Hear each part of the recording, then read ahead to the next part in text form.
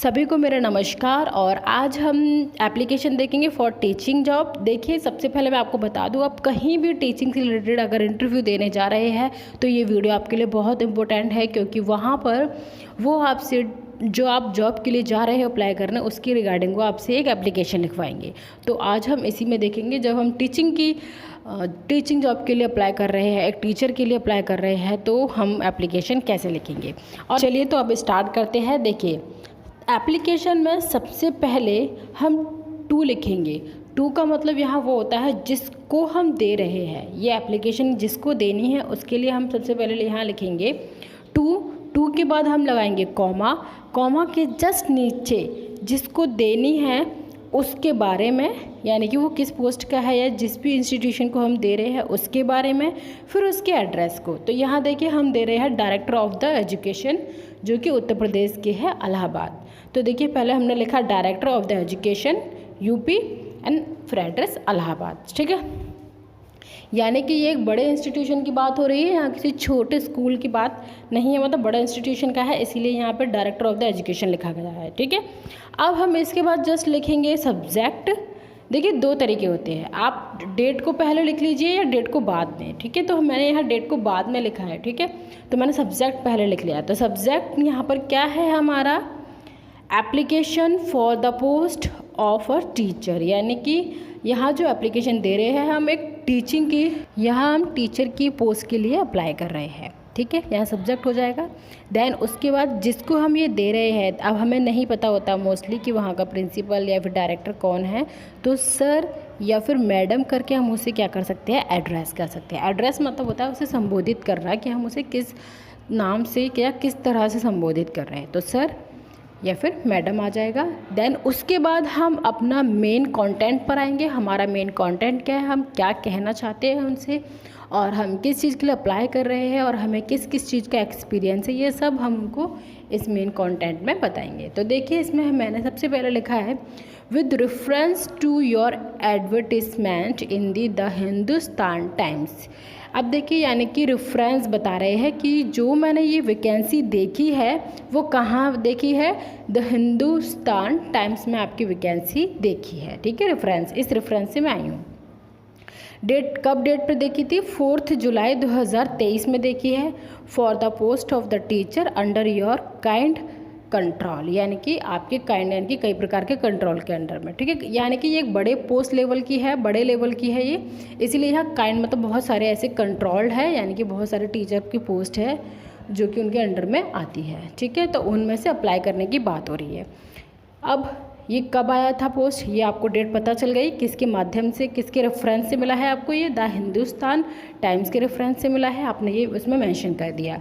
फिर आपको बताना है इसमें कि I beg to offer myself as a candidate for one of them, यानी कि आपके कंट्रोल में जो बहुत सारे टीचर्स की जो पोस्ट है उनमें से मैं एक के लिए अप्लाई करना चाहती हूँ। यानी कि कई सारी होती है ना टीचर की, जैसे कि वाइस प्रिंसिपल, असिस्टेंट टीचर और बहुत कई सारे सब्जेक्ट्स से रिलेटेड टीचर्स होती हैं, तो उसके अकॉर्डिंग ही है। आप चाहो तो अगर छोटे इंस्टीट्यूशन में या छोटे स्कूल्स में जाते हैं तो सब्जेक्ट डिफाइन होता है। ठीक है, ये एक डायरेक्टर बड़े लेवल का है, इसीलिए इसमें काइंड ऑफ टीचर्स है। नेक्स्ट, अब हम इसमें आगे आएगा उसके बाद, I beg to submit the following particulars about my qualification and the experience. अब सिंपल सी बात, आप डायरेक्ट टारगेट अपनी बात पर आइए, घुमा फिरा के बात करने की ज़रूरत नहीं है, क्योंकि इतना उन पर टाइम नहीं होता कि इतनी सारी एप्लीकेशंस को वो पढ़े। तो सिंपल सी बात, आपने अब बता दिया कि मैं यहाँ पर आपको फॉलोइंग, यानी कि नीचे जितनी भी चीज़ें दी गई हैं मेरी क्वालिफिकेशंस मैं आपको बता रही हूँ। इसमें देखिए मेरा एक्सपीरियंस भी है, तो यहाँ आपका नाम, फादर का नेम और आपकी डेट ऑफ बर्थ आ जाएगा। फिर उसके बाद आपकी एजुकेशनल क्वालिफिकेशंस क्या है, जैसे कि आपने सबसे लास्ट में क्या किया है उसको सबसे पहले रखना है आपको, जैसे पता चले कि अभी रिसेंटली आपने ये किया है, जैसे कि बीएड किया है तो आपको बीएड लिखना है, बीएड किस ईयर में किया है वो लिखना है, और फिर उसके बाद आपने ग्रेजुएशन किया है तो ग्रेजुएशन आपने किस ईयर में किया है वो लिखना है। फिर उसके बाद आपको लिखना है कि आपने इंटरमीडिएट कब किया है, किस ईयर में किया है। देन उसके बाद आपको लिखना है अपना 10th यानी कि आपने हाई स्कूल कब किया है उसकी आपको ईयर लिखनी है। ये तो हो गया आपका एजुकेशनल क्वालिफिकेशन। फिर उसके बाद आपको आना है अपने एक्सपीरियंस पर कि आपको किस चीज़ का कितना एक्सपीरियंस है। जैसे आपको टीचिंग का एक्सपीरियंस है, जाहिर सी बात आप टीचिंग के लिए जा रहे हो तो आपको टीचिंग का एक्सपीरियंस है। आपने किस सब्जेक्ट को पढ़ाया है, आप बता सकते हो कि मैंने कि एसएसटी पढ़ाया है, या मैथ की टीचर रही हूँ, या साइंस की रही हूँ, जिसकी भी रही हूँ आप उसको भी मेंशन कर सकते हैं। यहाँ पर मैंने इस तरह से लिखा है, देखिए यहाँ पर मुझे 2 ईयर का एक्सपीरियंस है, 2 ईयर का, तो मैंने यहाँ लिखा है 2 ईयर एक्सपीरियंस, और मैंने कहाँ पढ़ाया है उस कॉलेज का भी, स्कूल का भी नाम लिखा है। आप भी इसका नाम लिखिएगा, ये बहुत सही इम्पैक्ट डालता है।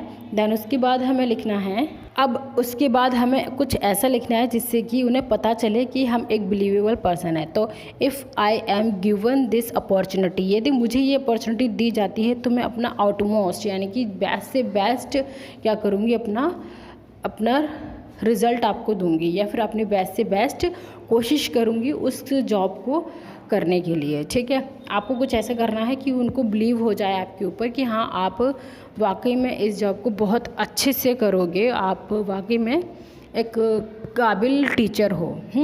इस तरह से आपको उनके सामने रिप्रेजेंट करना है, क्योंकि ऐसी बहुत सारी एप्लीकेशन उनके सामने आने वाली हैं जिसमें कि आप बीट भी कर सकते हो, उन लोगों को बीट भी कर सकते हो सकता है वो लोग आपको भी बीट कर दे। इसीलिए आपको कुछ ऐसा कंटेंट या फिर ऐसे कुछ वर्ड्स डालने हैं जो आपके एप्लीकेशन को एकदम अट्रैक्टिव बनाए। तो चलिए अब इसके बाद क्या करना है, हमें लिखना है योर फेथफुली, हम उनके फेथफुली है। उसके बाद आपको अपना फिर नाम लिखना है, यहाँ पे आपको फिर लास्ट में आपको अपना एड्रेस लिखना रहेगा। एड्रेस लिखने के बाद यहाँ लास्ट में आप डेट लिखिए, मैंने आपको बताया था, या तो आप डेट लास्ट में लिख सकते हैं या फिर आप पहले लिख सकते हैं। ठीक है, जब आप इसको एप्लीकेशन को दे रहे हो तब की डेट इधर मेंशन करनी है। उसके बाद आपको यहाँ थैंक यू भी लिखना, ना बोले थैंक यू लिखना है, और ये आपकी एप्लीकेशन रेडी है। होप आपके लिए ये बहुत इम्पोर्टेंट हो, और ये तो आपको पता ही है टीचिंग जॉब के लिए एप्लीकेशन मस्ट होती है। तो thank you for watching and keep learning, bye bye.